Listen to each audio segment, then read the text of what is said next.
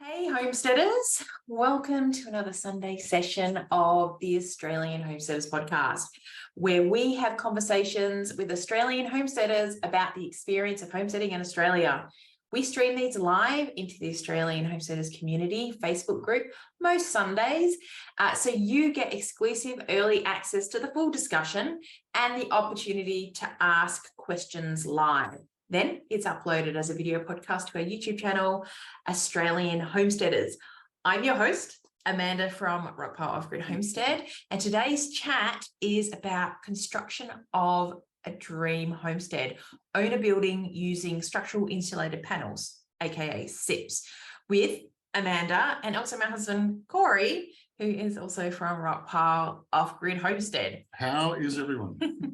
So we are a couple of tradies who decide to ditch the long hours and consumer-driven hustle for a slower way of living and embrace a self-sufficient, more sustainable, not just environmentally, but also emotional lifestyle. We started our journey by learning skills, gaining knowledge, and losing a whole lot of debt before taking the plunge, purchasing our dream property, 100 acres of vacant land, nothing on it, in 2018 in the wheatbelt region of WA. In 2020, we sold our home in Perth, on the outskirts of Perth, and moved to what is now known as Rockpile to start building our homestead from scratch. We share our real-life off-grid homesteading journey on YouTube at Rockpile Offgrid Homestead to help inspire others who are dreaming of the same. Welcome, Corey and me. Welcome, thank you. Okay, so this episode today was based around a request that we had to have some interviews around a number of different building approaches when you're starting a homestead or getting onto a property, that sort of thing. Corey and I former tradies, and we've owner built. This is our second home that we've done owner builder on, and we did it out of SIPS panels, and we've also done a steel frame home, so we can speak into that aspect of it, but hopefully there is we're kind of inviting other people to also put their hand up to be interviewed by me that have maybe done like a shed house, like a shed conversion, or like a livable shed, or maybe if there's any other sort of like alternative, like alternative building, like straw bales, earth houses. So awesome.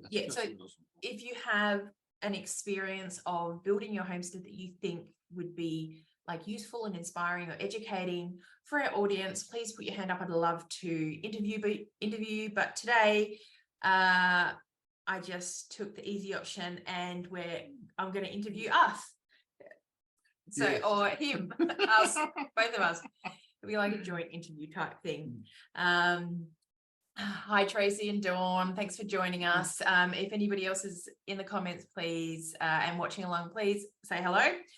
Okay, so today we are going to cover the own-it builder process and the pre-build process before diving into the actual SIPS construction, which will also start chat around like costs and that sort of thing. And ease of building. Yeah. So, all right. So let's start with an overview of what we're dealing with this house here. Okay. So size of home. It's 108 square meters. It's basically a rectangle, 18 meters by 6 meters. Yep. It has a skillion roof, which is a one-sloped roof, which goes the lengthways of the house. Yep. It is 2.4, this is internal measurement. It's 2.4 meters high on the short side, and it's 3.3 meters high on the high side, which is like the north facing side. Yeah. So you would have, 108 square meters is like much smaller than your usual home. It's not it's not as small as a tiny home or anything like that. But this is the second home we've built together. Our first home was more typical in size, about the 250 square meters mark, and it was beautiful. High ceilings, ornate cornices, multiple bedrooms, bathrooms, big living areas, massive kitchen with like 3 ovens, and it was just much too big for us, especially after Seth moved out, and it was just us two. And we wanted to downsize to like that simpler life with a smaller house, but bigger land, hence Rockpile. I do miss the kitchen though. I must admit, yeah. It was a good kitchen. I think you posted a photo of it in the group. I did just recently, yes. After that house, I also said I would never own a build again. But you did. But it's been different this time because we approached it differently. Would you do it a third time? I don't know. All right. So the first time when I said we wouldn't own a build, it was because we were doing own a builder. We were coming home after work, building the house, doing it on weekends. And when we did it this time, we allowed room in the budget. So we basically said last time that we would allocate time off to build the home. Yeah. And that was incorporated in the financials as well. Yeah, that's right. Just working from sun up till sundown on our previous home and doing what we could in the evening and then what we could on weekends and then doing a full-time job, a physical job, was just too much. And we did always say, if we ever build again, we'll take time off and we'll work out like our minimum running costs for what it costs us to live, essentially. Yep. And that will be budgeted into the build factor as well. And you get so much more done. Yes, that's right. If you've got like dedicated weeks at a time, and it's been a lot less stress. So if you're considering doing own a builder and you haven't done it before, that is kind of a mistake we learned the hard way, is thinking that we can just, I mean, we did end up building a house like after work and on weekends and stuff, but it took many, many years and it was stressful and it was tiring. So if you want to actually enjoy the process, factor in, you're still going to be saving money on labor, but factor in to the budget your time, at least like big chunks of time that you can get a good run on some of your projects. Decent amounts of work done on the project. Because some stuff, depending on the time of year, whether it's say winter or summer, we find working in the peak of summer, for us, it doesn't really suit us because it's too hot. So we do a good few hours in the morning and then we sort of relax and then do another few hours in the afternoon. By relax, it means hide out in the air conditioning from the heat. Yes, and same in winter, like you have to allow for the rain in winter when you're building. Yeah. And the rain can really dictate what you're doing and how fast you need to get it done. Yeah. So, and having time off to do that rather than, it's 4 o'clock in the afternoon, I just got home from work, we've got 2 hours to get this bit done, whereas it's just too much stress, too much pressure. Yeah. And you want to be able to enjoy the process as well. Yeah, and you want to be able to do it properly. You know, you don't want to take any shortcuts. You're building your home, your own home, and you want it to be done to the best standard that you can. And okay, so there was a lot of work that had to be done before we even started building, approvals process. So paperwork. We had this property, and we still had another house, so we had that time to kind of prepare things. Although, as it turned out, everything ended up happening at the last minute anyway. But we did actually prepare quite a lot leading up to it, specifically the building approval process. So we poured over maps and contour drawings. Yep. Here in WA, we use Landgate's Map Viewer Plus. Yep. And we even purchased some high resolution images, and then we printed them large and got them laminated so we could draw on things, so we could map out our where we wanted different things, and what we wanted actually evolved. That's right. And ideas changed. And I think printing that map out and laminating it and having your whiteboard markers was the best idea. Like literally, you draw everything to scale, you work out the scale of your map, and then you can draw everything to scale. Don't like it, cross it out, rub it out, do it again. And I think we've still got the map somewhere here, and we just add to it every now and then. I think it's nearby. So it's over there. Okay. But that worked out really, really well. It did. And during that preparation process, we researched what information the Shire needed, like our local council needed as part of the building approval process. And I will preface this by, we're off grid, but we didn't do some like clandestine build that's like a big secret from the council. We just did everything above board because we don't want anything to get in the way of what we want for our future. So we I went to their website, did our due diligence, like read through like anything that might be impacting our property. Now we've done this twice now, like gone through the approval process with shires, and both times a local shire had really detailed checklists that were relatively easy to follow. Your shire or council might be different, but what I found, like they've got all the documentation there, like printed out, look at it, see what the requirements are. If you're not familiar with any of the terms, start learning about it, start learning about, you know, what a site plan is, and you know what's required for different like licenses and like all that sort of stuff, work out what potential fees might be.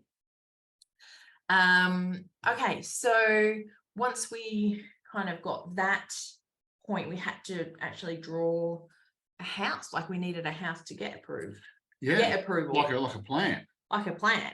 And this is a spot where a lot of people kind of get a bit stuck, because they're like, well, how do I turn this house that I want in my head into an approved plan by the council? So I'll show you how we did it, and we did it this way both times, and we actually I can't remember exactly the process we went through. No, the first time it was very similar when we had the steel frames made, because our previous house was a steel frame. The steel frame company drafted the drawings. Oh yeah, that's right. And then we submitted those drawings to Shire. But we provided them, and also with this house, the drafts person, we drew the house just on a bit of graph paper.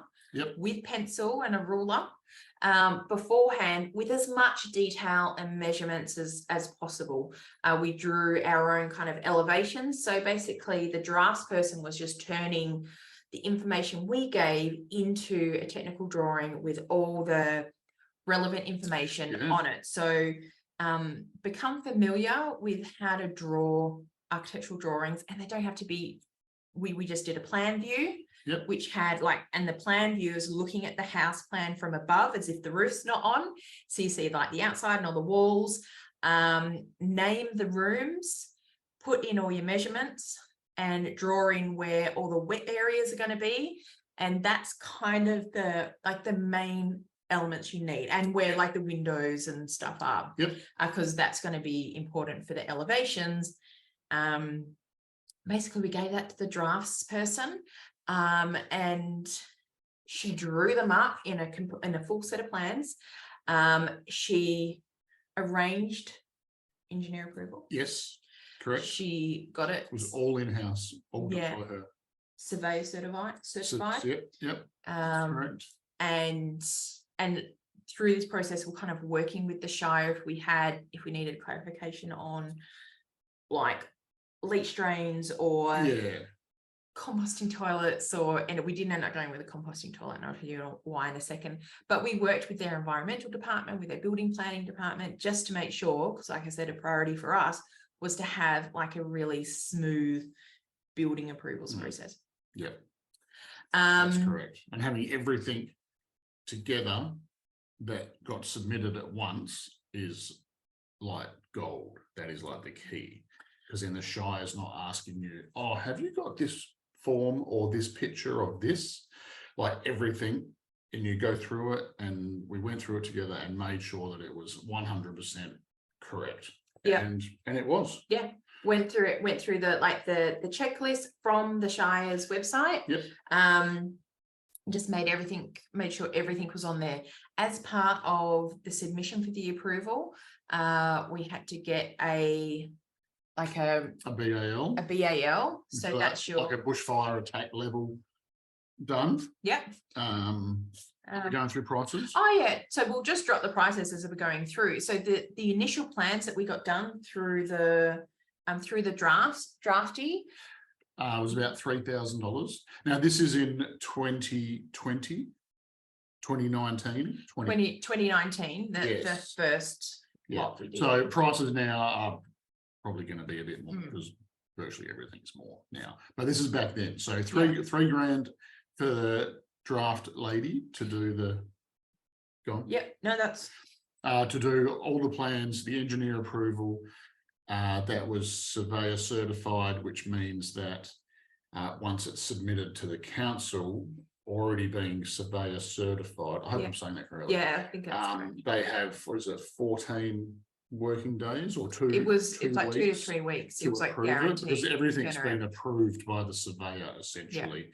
The Shire just has to tick it off, basically. So that was a big help. That was. So the bushfire, the BAL cost us $500. We had to find someone to do that.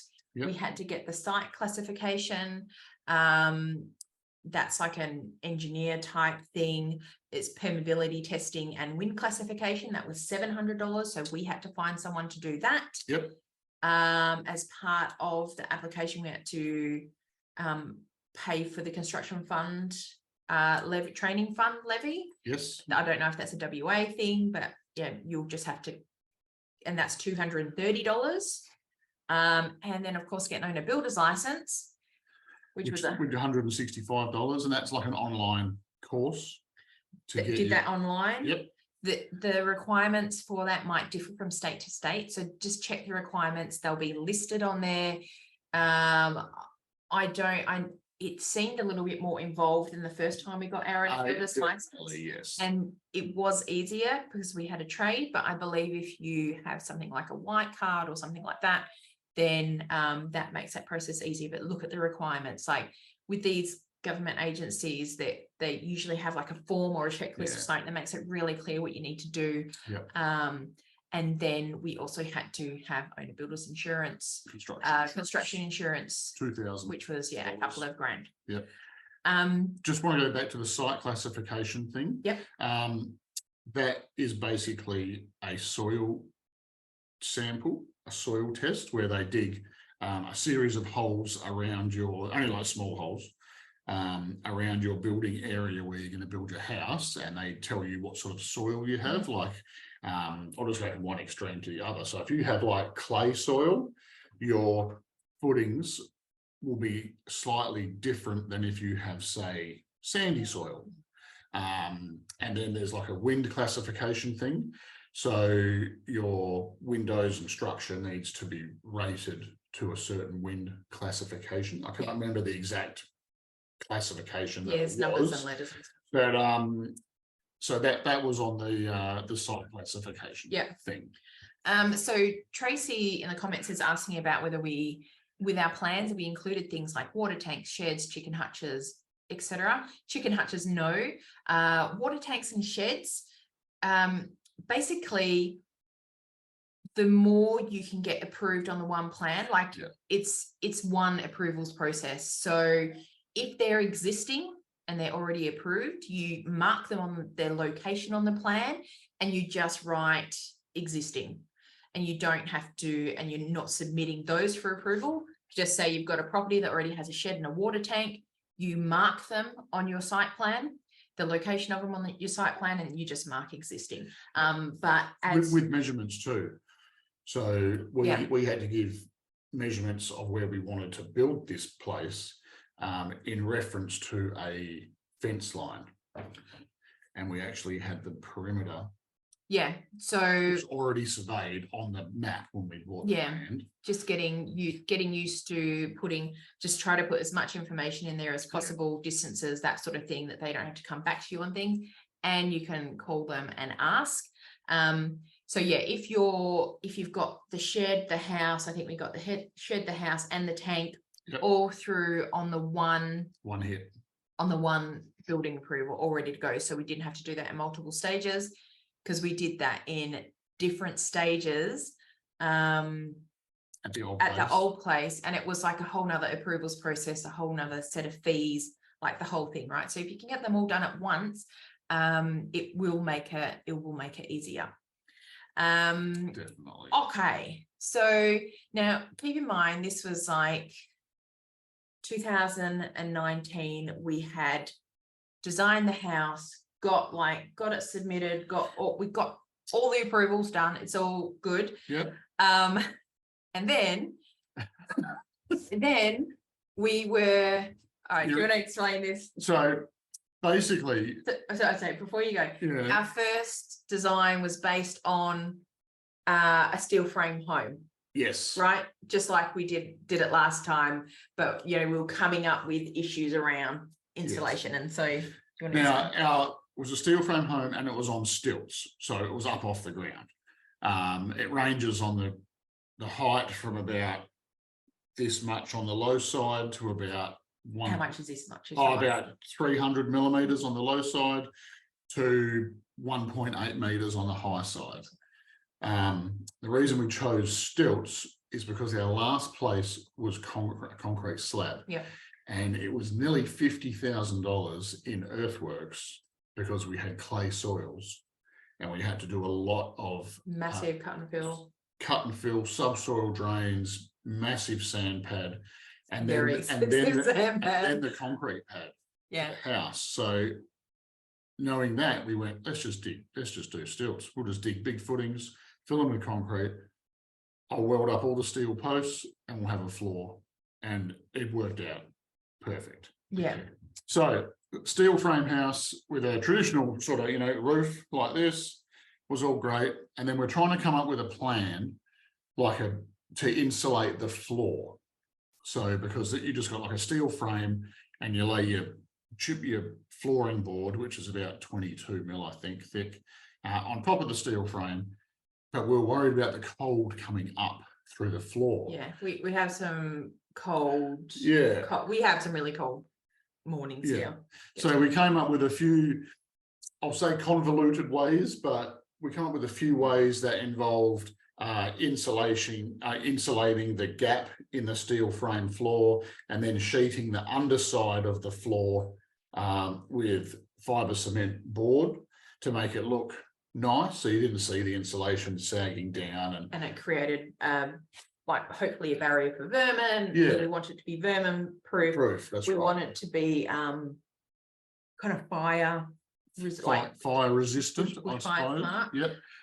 And then we worked out the prices for all this, and it was adding up like all these different steps just to get the floor. And I think one of us suggested, it was probably me, that suggested, why don't we just do the floor and cool room panel?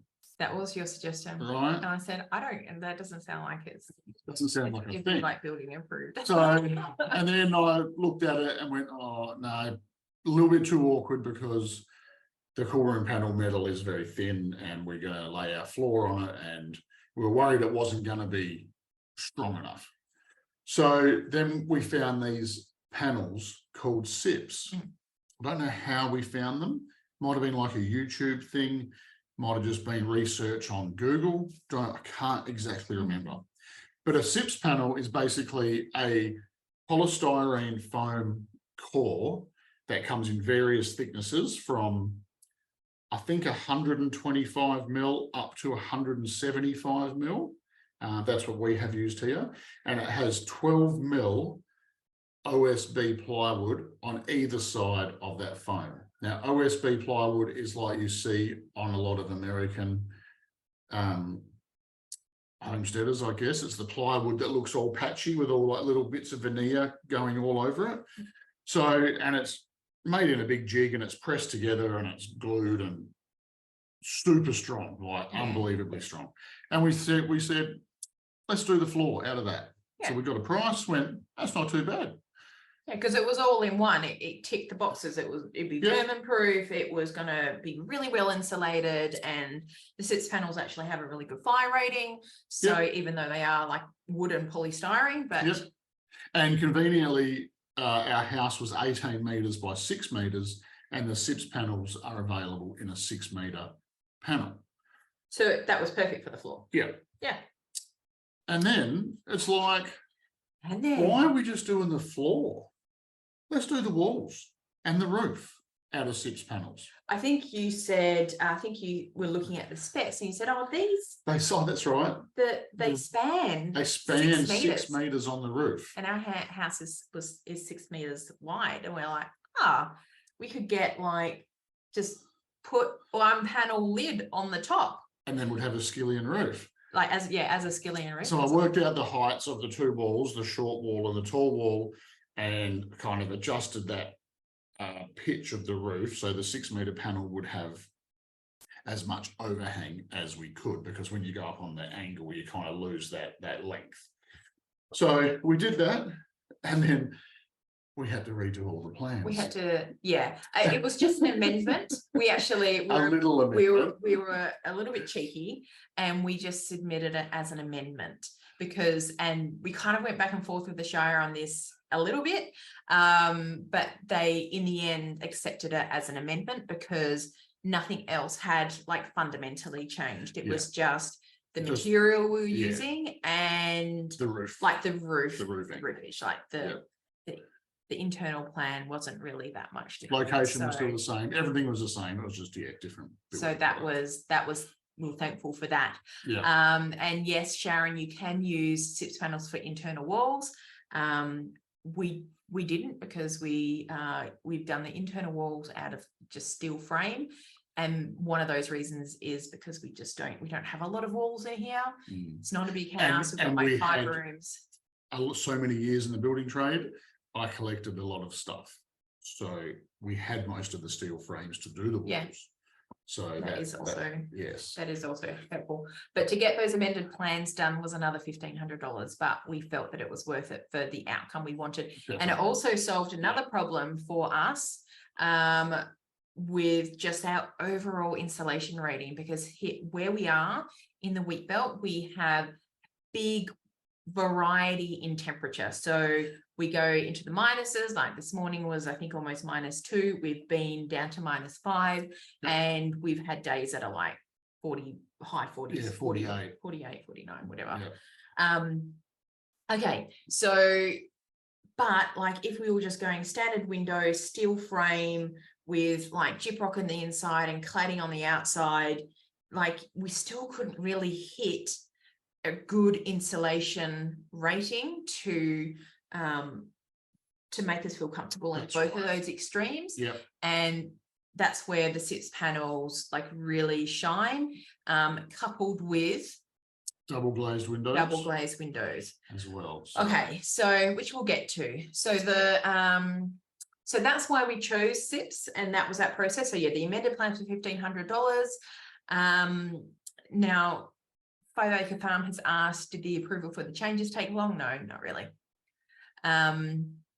So that was thankfully ended up being not really that much of an issue, because we were like on the verge of doing stuff. Okay. Yes, Rachel, she has.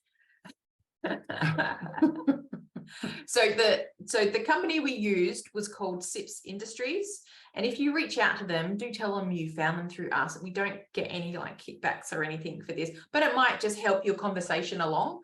They've done a case study on us. It's on their website.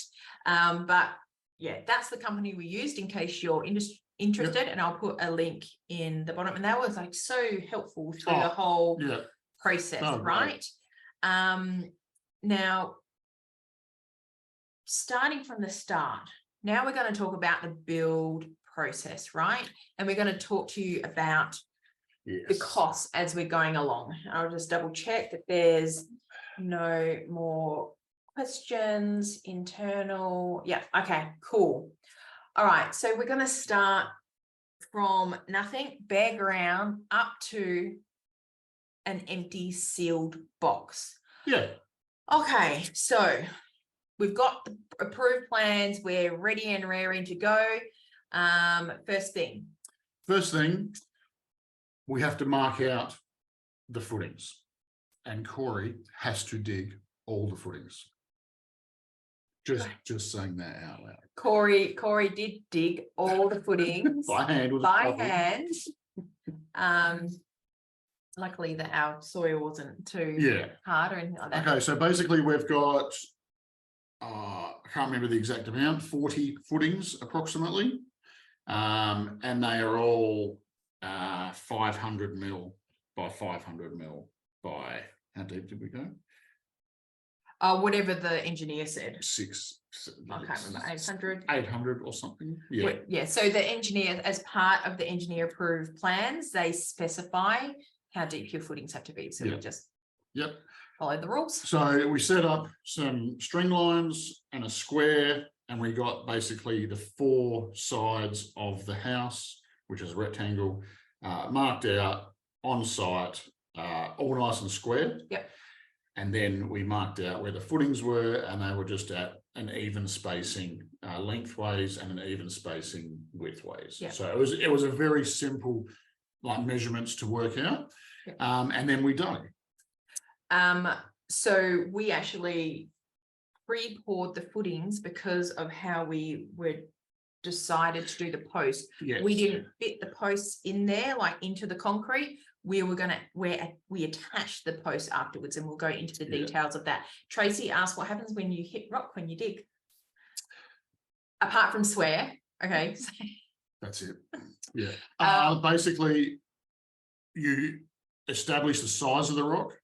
If it's a rock that you can get out and it will increase your hole a bit bigger, we would take it out. But if it's a rock that is like a rock shelf and it's part of the world, you basically would either make your footing bigger each way to try and compensate for that, or you would move the footing to one side, and then you'd probably have to add another footing in on the other side of it to kind of like span that distance of the rock. But rock is, it's very hard to find. Like, you can't just look at the ground and go, oh, there's no rocks there, because we've dug holes and gone, there's like a whole rock shelf that's only this far under the ground. You can get equipment that like earth moving equipment that you can break rock out with, but that is another cost.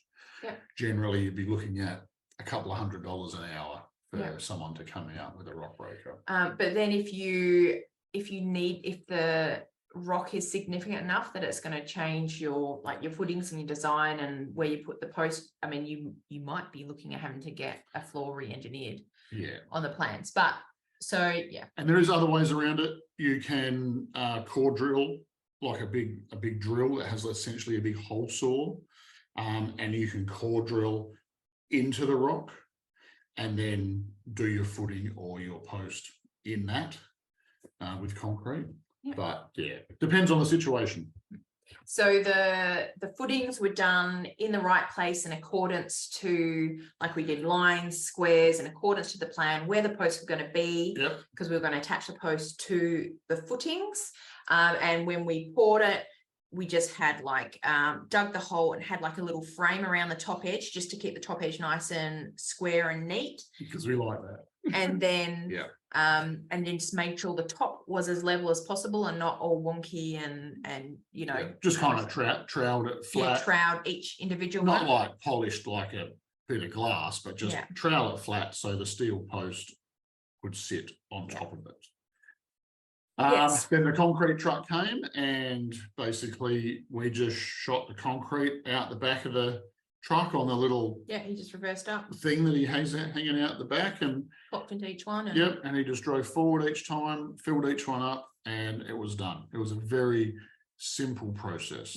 The concrete come to approximately was that $1,200, $1,237? Because our concrete plant is literally in town. It's only like 5 minutes from here. And keep in mind, this was 2019 we got the concrete done, and that was about 5 cubic meters. So I don't know what the price is now. And now when you order a concrete truck, you tell them how much you want, they bring it out to you. You generally, how we operate here, we get half an hour, I think it was 30 minutes, like time on site, and then every minute after that they charge you, I think it's only like maybe $2 a minute or something. But if you're not organized and that truck has to be on site for an extra hour, well, whatever that charge is for those 60 minutes, that is extra on top of your bill. So just keep that in mind as well. The more organized you are, the better and the smoother things will go. Yep. Yep. Oh, did we need, I can't remember, did we have like a Rio frame in the? No. 32 MPa concrete was called for, which is a little bit harder than your standard sort of 25 MPa. I can't remember the slump or the size of the aggregate, but so no, we didn't. And like I said, that was just in accordance to the engineer specifications. So, all right, so we've got the footings down. The next thing we need to do is build that steel subfloor, right? So that was the purchase of the steel was a significant amount of money. Pretty significant. Yep, about just under $3,200 for that. Yeah.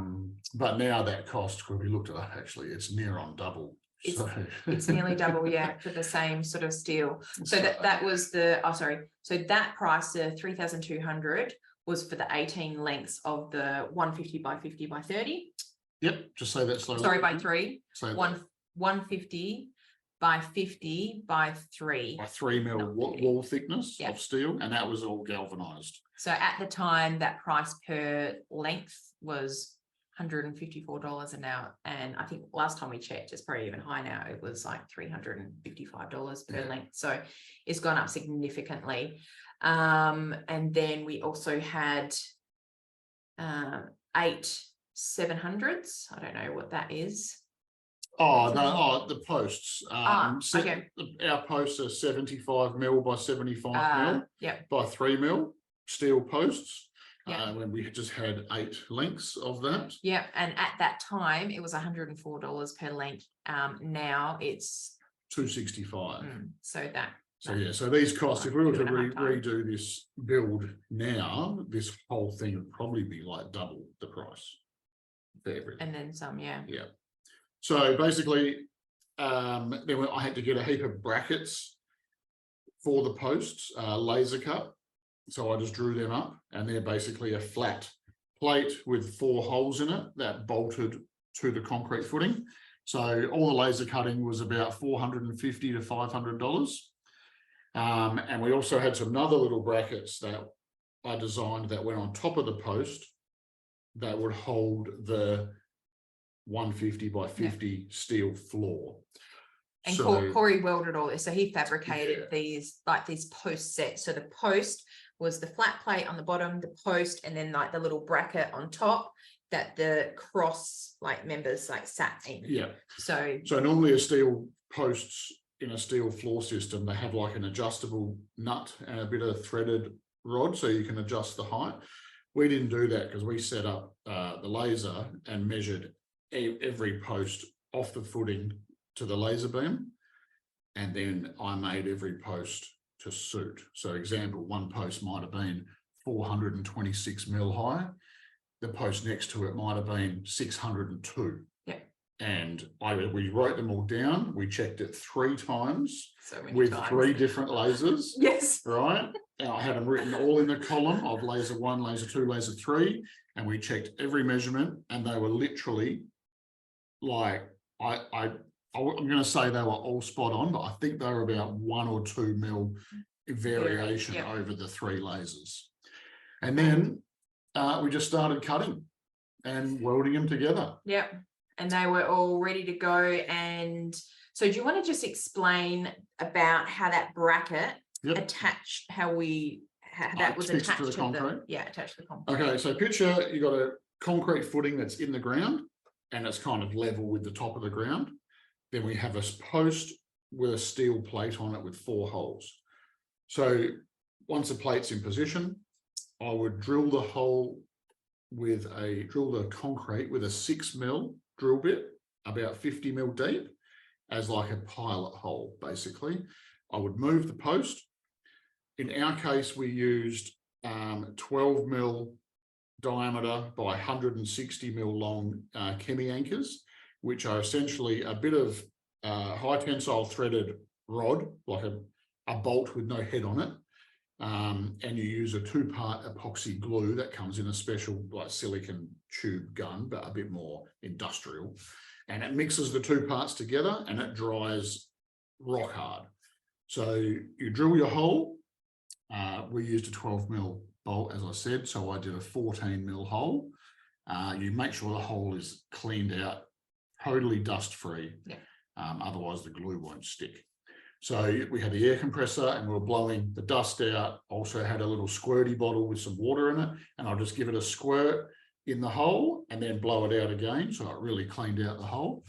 And then you fill the hole approximately halfway with the glue, and the post is in. You put the post back on the footing at this stage, and you just poke the threaded rod into that glue that's in that hole, give it a few twists and turns, and you'll soon know when the glue has like bound the bolt, the threaded part in there, because you'll feel it. Yep. And then essentially within 30 minutes, it's pretty well dry, but just give it a day, and then you tighten all the nuts up. Yep. Oh, sorry, and I missed a part as well. To get the post actually level, I'll just use something here as a little prop. So pretend that's your post, right? You have to explain it for people that are only listening. Yeah, true. Okay, so under the steel plate, between the steel plate and the concrete, I put a 16mm nut as a spacer in the middle of the steel plate and sat the post on that. Yeah. Now you picture that sort of teetering on that type thing. So with the 4 bolts, as you do them up, all 4 of them, you can adjust the lean of the post. Like if you do 2 up on one side more than the other side, the post will lean one way. Yeah. And you know, the opposite direction as well. And I had one of those levels, like a corner post level, that magnetized to the post. And basically you just do the 4 nuts up and you'll get the post perfectly level. Yeah. Which is why we chose that method as opposed to concreting the posts in the ground, because I felt as if we couldn't get it as accurate. Yep. For level. Gave us more control. And getting all the posts in line. When you've got like 40 posts and you're trying to prop them all up with bits of timber to hold them level, and then you're pouring concrete in, well, there's a high chance that the posts will move. All right, so, and we had that gap there, so we could pack it under with a like a concrete type product, just to like a dry pack. Dry pack. Almost like a sand cement mixture, but it's designed to go under to pack up the void. And we were pushing it in tight. And then sort of troweled it off neat. And once all that was dry and everything, we painted it with like a bitumen, a bitumen paint. So we torqued all the nuts up. Because the posts were already level, the dry pack was under, the posts weren't going to lean anymore. We torqued all the nuts up to whatever the specification was, I can't remember. And then we painted probably 300 millimeters of it with the bitumen paint.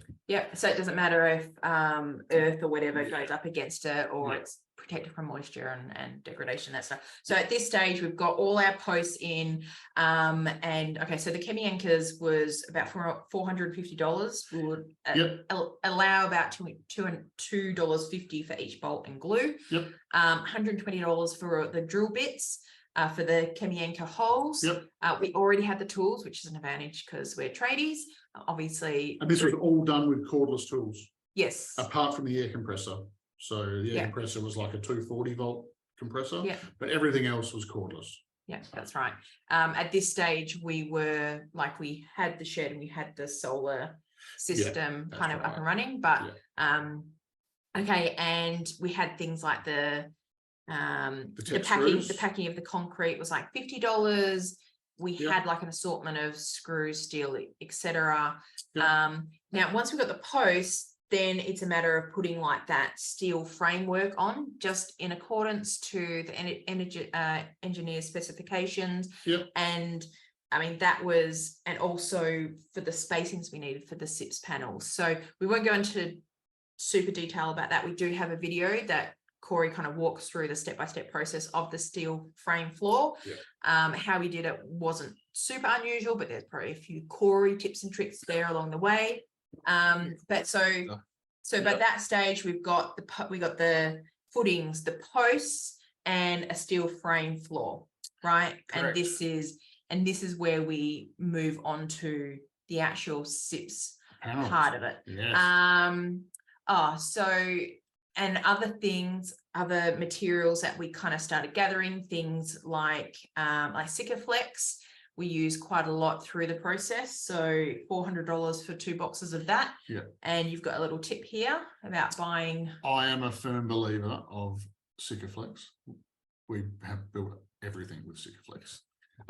But a lot of products are expensive. Like if you go to say like some of the main chain hardwares, and you're going to buy, I won't say specialized products, but you're going to buy like Hemi anchors and Sikaflex, or big packs of bolts or tech screws.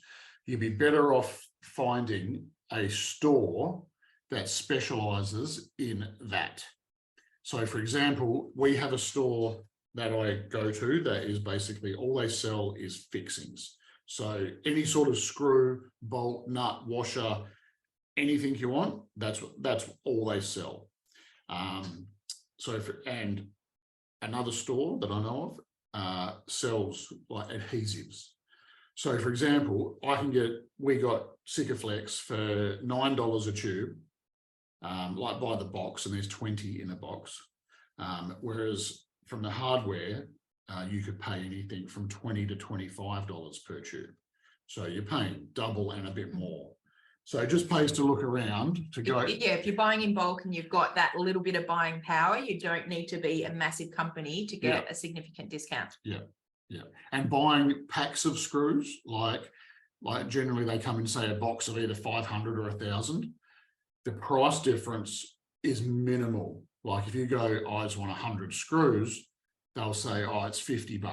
And you go, how much is a box of 500? And he'll go, it's $60. So the 500. Yeah. So this is why we have yeah. so many screws, because we just buy them by the box. Yeah. Where else we at now? All right. So this is where we get to the SIPS panels, right? Now finally, but it's all part of the build process, and it's important. Yeah. So Corey mentioned before that we designed like each side of the house to suit. Oh, actually, we didn't mention that, but the lower side was 2.4 and the higher side was 3.3, and we actually did it at that height because they were standard lengths of the panels. And this goes to Sharon Bromley's question. Yes, the panels come in different sizes from the factory. Yeah. So generally, I think it's like every sort of 600 millimeters or every 300 millimeters is the panel size. So yeah. So and you can cut them down, but that's extra effort. And why do work you don't need to do? So we quite often, and we did this at our old house as well, we build things, the sizes of rooms to suit standard sizes of materials, so we don't end up with excess waste. We don't and there's less effort having to like cut things down if it's just like a standard size. That's right. An example is if you SIPS panel, the price, can we talk price now? Yes. The price of a SIPS panel, I called up the other day, they start at approximately $100 a square meter, up to about $160 a square meter, depending on the thickness of the panel, the size of the panel, and how many panels you buy in one purchase. Now, we'll just call it $150 a square meter for ballpark price. If you're cutting all these panels down and you want to have a 3 meter high wall, but you can only get a 3.6 meter panel, you're cutting off $75 worth of panel and throwing it away. So that's why we make everything to suit off the shelf sizes. Yeah. And when we went with the SIPs, we actually we were originally looking at getting them to pre-cut all our openings and everything like that. But that was going to be almost double getting whole panels that we cut ourselves. Plus it was going to be a longer wait, and we wanted to get our house Yeah. built faster, right? So So cutting out, they could manufacture your house as a jigsaw, and you just put panel A to B, B to C. yeah, we gave them our plans. You can give them your plans. Every and door yeah, cut and they out, work it all out window for cut you. out, it's all done for you. Or what we did, full panels, we'll cut it. But we also still, but even with that, we submitted our plans to them and they worked out the most efficient combination of full panels for us to cut it out ourselves. Yep. And they gave us guidance on how to do it. They recommended tools to use to do it. What was that tool that? It's like a foam hot cutting knife, Yep. because when you construct a SIPS panel building, you actually put LVL timbers, like laminated timbers, inside the joins, pardon me, and that's how they hold together. So you need to cut a recess of foam out, yep, so you can install the timber. And there's a special tool, you just hold it in your hand, it heats up, it's like a little knife blade, like a U shape, and you can adjust the size of it, yep, and it just cuts the foam like hot knife through butter, piece of cake. So I think our price per square meter back then was more towards the average, like $90. Yeah. So it's probably gone up like 50% since then. Yeah. So it cost for our 108 square meter house, floor, walls and roof, our SIPS panels cost us just under $25,000. And like I said, if we wanted them to like pre-cut all the jigsaw pieces, that would have been at that time over $40,000. Yeah. So it was a lot more economical for us too, because we had the capabilities to do it. And then we had to. So do you want to talk a little bit about the process of actually like what we did for the floor, walls and roof? Yep. So the floor panels essentially were probably the easiest because they were just chucked on the floor. But what we did is we laid all the floor panels out on the steel frame. I painted the panels with weather shield, just an external paint, an external grade paint. We got that. Good couple of coats. $200. And then we basically removed 2 panels out of the way, and we started Sikaflexing the steel frame, and we would man to one end, myself the other, and we would flip the panels over, so painted side down on top of the steel frame with the Sikaflex. And then we had special screws that I ordered that were 200 millimeters long, and they're about 8 millimeters round with quite a decent head on them, like a countersunk head. And we screwed them through the SIPS panel. I pre-drilled a hole through the SIPS panel and pre-drilled a hole in the steel frame, and they screwed straight into the steel frame. And we could lift one of those 6 meter panels, like with the two of us. Yeah. We carried them over, not for the roof, but for the floor, we could pick them up off the pack and like manually carry over there between the two of us. It wasn't like, they're quite heavy, but. And they're screwed down every 400 millimeters. There's a screw through wherever the steel frame is, every 400 millimeters, it's screwed down and glued. Yeah. Because I don't like rattles. Hence Sikaflex on everything. It doesn't rattle. It doesn't dry rock hard like a resin type glue. It still allows for a little bit of movement, but the glue is very strong. And we just use Sikaflex Pro. Yeah. We do. So we've got all the floor panels. They've got LVLs in between. They're screwed down at 400 centers, Sikaflex, and around the perimeter of the floor, there's like another a 150 by 35 LVL timber around the perimeter of the floor. This is all in the videos that you can see. So, and then the floor was done. And then basically it's time to put up the walls.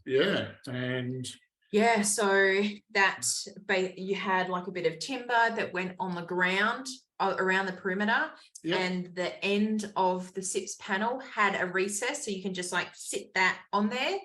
And in between each panel again was a timber that joined them together. We with the expander foam, screws in both sides, and it just went up all the way. It went Yeah, it up went so quick. super quickly Yeah. because like the floor was so level.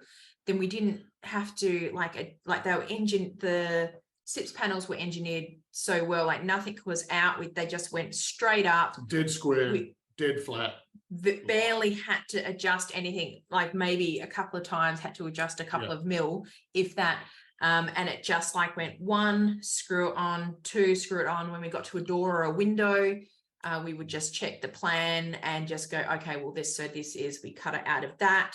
And just, I think you went around and did all the full ones and then went back in to frame out the tops of the doors and the windows. Yeah, sounds good. And then we like slipped those ones up in there.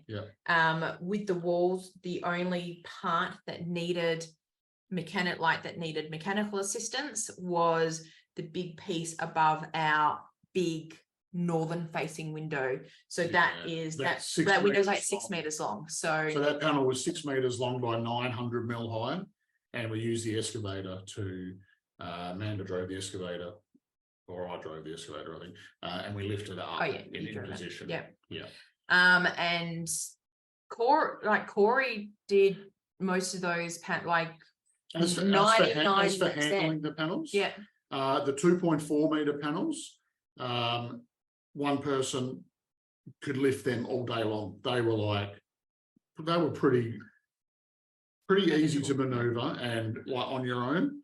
The 3.3 meter panels, I think that was almost like the limit of what I could lift and maneuver myself. They were a bit heavy, and luckily we didn't have too many of them, but you wouldn't be able to do that. I don't think I could do them all day. They were that was pretty hard going, but slow and steady, one by one, and they just went in. With a couple of years or with a small team or some friends or whatever, you could quite easily maneuver those. Really easy. And it just took a few days, like a day over the course of 2 or 3 days. Yeah, it went up very quick. Right, which gets us to the lid, the roof. The roof. This is probably the most complicated part, and we use the excavator for each part here, because we had to have a position quite precisely. Do you want to just talk about how? So we ended up getting, so picture you've got your floor done, and in our case we had our 4 walls done. We ended up running a string line on the inside of the walls. It was packed off, I think 20 millimeters each end on the inside of the walls, on the long wall at the top and on the lower wall at the top as well. And that was our straight line, because the panels over that length, the wall had like a little bit of a bow in it. So we measured square. Did we start from the center? Yep. So no, we did. Oh yeah, we measured from center. Yes. And then. So I like to, if we're doing something big, if I start from center and work out to the ends, if we're wrong, we're only going to be half wrong, if that makes sense. Whereas if you start one end and you're 2 mil out on each panel, by the time you put up 20 panels, you're 40 mil out at the other end. Whereas we used to do it in ceilings a lot, start from the center and work out. Even though we physically put the panels on from one end to the other, we did, but we took the measurement from the center, measured back to one side, and that became our starting point. And then started from that end, working through. And then we calculated the lift point on the panel.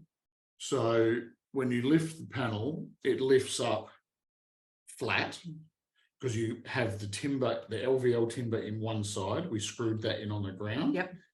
So flat panel, LVL timber in one side, so it's a bit off, the weight is off center. So I think it was about, whatever it was, 450 mil in from the timber edge.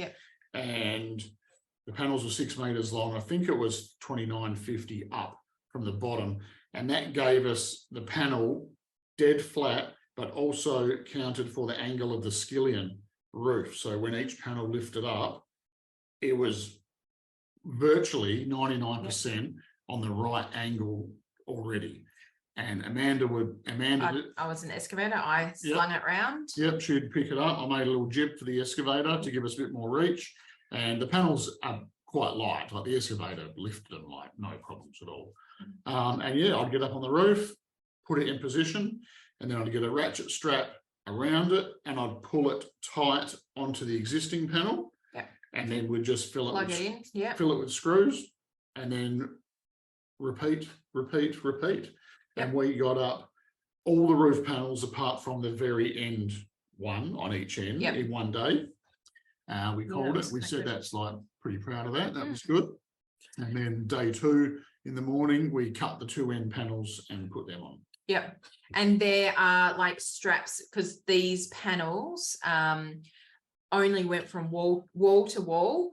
But on one side, on the high side, we extended the LVLs out further because that was going to be like an eave. And then there's also straps that actually help hold the roof down. And there's there was the straps. Do you want to explain the strap process and the screwing down process? So we've got 300 millimeter landscaping screws, which are a very coarse thread, and a big washer. So the washer was probably 50 or 60 millimeters round with a 10 mil hole in it. And that's essentially the big screw goes through the roof panel and it screws into the LVL beams that are inside the wall panels. And we just did that all the way around. And then we use that metal hoop iron strap, which you just get from, say, Bunnings, for example. It's a flat metal strap, approximately 30 millimeters wide by maybe 1 mil or 1.2 millimeters thick. It comes in a coil, in a roll. And we fixed that on top of the roof panel and then pulled it down the wall. And I made up a little tool where you could tension it. And then we screwed it into the steel frame of the floor. So they were every 1200 millimeters all the way along. So, so the lid's not going to fly off. It will just, if the winds, it will just pick us completely up and off to off to Oz we go. Just like in Twister. So that's the lid on, and you can see how we try to maximize as much as we could, not having to cut, even though you can cut it. And someone has also asked about like running services and electricals and plumbing, that sort of stuff. The panels come with existing like holes and that crisscross it, so you can use them for services at designated points. Alternatively, you can burn out extra holes using like a hot ball bearing and wire or something by dropping it down. So cut a hole in the top of the panel, essentially above ceiling height. Cut your hole down below where your power point's going to go. Put a little metal tray in that down below where the power point is. Get a ball bearing, heat it up red with a blowtorch, and use some pliers and drop it in the hole at the top, and it will just drop straight through the foam, melt through the foam, and you'll catch it in a little metal pan that you've got inserted where your power point Not with your hand. No, don't do that. It's very hot. Okay, so even though the panels were expensive, all the timber that we needed to trim out the lots of timber, do the LVLs, trim out the windows and the doors and that sort of stuff, came to about $9,000 worth of timber. So that was a big purchase of that as well. So keep that in consideration when you're working out the meterage rate. And today's rate, that timber would be $15,000 plus, or because timber's gone up crazy at all. Also. And then we've got the windows. The double glazed windows. And look, I didn't give the window place our plans. I gave them the measurements that I want the windows to be, because I knew that if we defined the sizes of the windows, then we can allow for it. But if you're working with a company that has predetermined sizes of windows, then we would have made the window sizes in the house to suit their standard sizes, right? It's only because we knew that we could get our double glazed windows and frames made to custom sizes. That's right. That's why we did it. And they got delivered to site. there was an extra fee. They would have been about double the cost if they installed them. Yep. We chose to install them, and even double glaze, even massive windows. We've got like a massive sliding door set, which is 2.4 high, 6 meters long. One of those sliding doors is like 1500 by 2.4, and we could still do it ourselves. Yeah. It was manageable without ourselves. window suckers. Yeah, no, without. Just with sheer hands. Yeah. Gripping the glass. So yeah, so the windows, the cost of the windows came to a little over $25,000. We went through quite a bit of expander foam because that's what you use to join the SIPS panels together. Yeah. With the LVLs, and yeah, so essentially with the SIPS construction method, you need to fill any void with expander foam. That's how you get your maximum insulated value. Yep. So that's where the expander foam comes in handy. That's right. Okay, so right, there we go. So that is from nothing, bare ground, not actually just an idea of a house, right through to a sealed but empty box. Obviously, we, like, you know, it's a whole nother discussion how like to clad the outside, and then obviously you need to fit out the inside, and there's like electrical and plumbing and stuff. We get like all the licensed trades to do the licensed trade stuff, and we basically do everything else because we can, and because we've got the skills and the tools, and if we don't have the skills, we can learn how to do it. But it's an advantage of having the trade background. So all up, if you were calculating that along the way, all those costs to that point was $78,323. And obviously we've covered the fact that that would be significantly more now. Yeah. Based on the timber and the steel prices alone, not to mention how much everything else is, all the incidentals. Right. And there probably is like a number of incidentals in there that might not have recorded or accounted for. Yeah. So, you know, like the carton of beer that we bought when we finally had a sealed box and we sat down and went, oh my God, look at what we've done. So that was a really good moment, actually. So so that is the SIPS journey, and we've got videos of all those on our YouTube channel, which I'll drop in the comments. So yeah, it's a lot of detail. Do you have anything else to add that we haven't like gone into, or that maybe not to do with the SIPS construction, or to do with owner builder, or to do just general just what we discussed. So from the owner builder process to the, I think we're pretty thorough. Is there anything that? Yeah, no, I think we covered a lot. Amanda's definitely more of the paperwork person. Yes, we've discussed this before. You need to have someone that likes filling out forms. One of you has to be the form filler. And I don't. I just build stuff.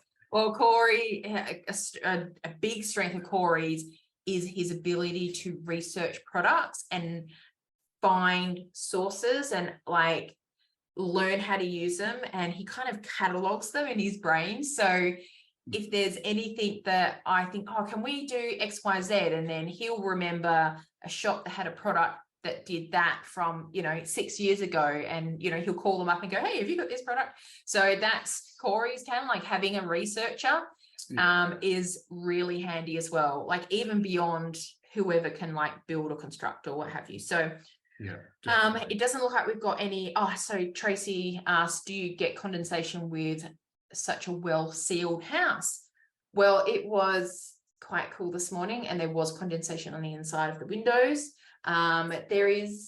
It's not a fully sealed house, so I think there's like enough airflow in regards to that. But yeah, we don't have moisture issues because of that. We've had an incredible outcome actually with our temperature, for example. Well, it was 15 in the house. We don't have a heater in the house. We don't have wood fire. We do have an air conditioner, like a reverse cycle in the bedroom, which we generally only used for cooling in summer. So it was the other week that it was, I mean, it was cold this morning, but the other week it was minus 2.2 outside. Yeah.